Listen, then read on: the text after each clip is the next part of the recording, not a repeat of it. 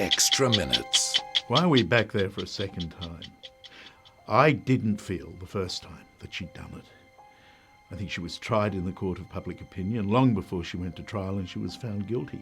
You know that in Hobart, and it's my hometown, so I know a lot about it, people were saying to me when I went down the first time, why are you doing a story on that woman? Don't you know that her first husband died in suspicious circumstances?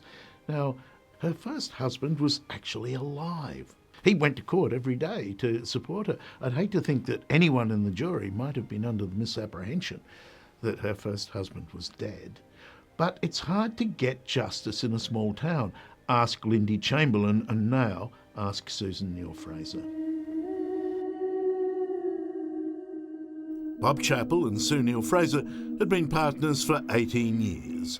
They'd recently bought their dream yacht, the Four Winds. It's Australia Day 2009. Bob decides to stay the night alone on the yacht. He does this a lot. But the boat is discovered half submerged the next morning, and Bob is missing, presumed murdered. Now here's the rub. Bob Chappell does something very strange, and it's a habit of his. He stays on his boat overnight after Susan deposits him and then rows her dinghy back to the shore. Now, no sailor, no experienced sailor would ever do that. You never stay on a boat without a tender. In any kind of emergency, how are you going to get off? Unless you swim well or you don't mind getting very wet.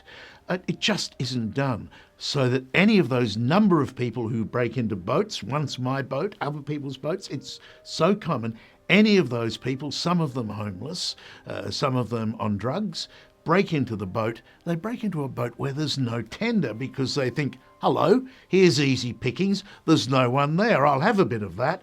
They get on, and here is this cranky old bloke, Bob, because he would have gone them, and I think that's what happened. But, you know, I'm certainly not the judge, and I'm certainly not the jury. In order to convict Sue Neill Fraser of murder, you must establish to a virtual certainty that he could not have just disappeared, he could not have committed suicide, and he could not have been the victim of an accident, and no other person could have been involved in his demise. And that clearly has not occurred here. It didn't comply with the proper rules of evidence and procedure. It certainly was a wrongful conviction in my view. She's lucky. Not only is 60 Minutes on the case, but more to the point, she has Barbara Etta, who has a great police and forensic mind, and Dr. Bob Moles from South Australia, who is our foremost expert on miscarriages of justice. To have these kind of people on your side is good, but they've been on her side for a while, and she's still in jail.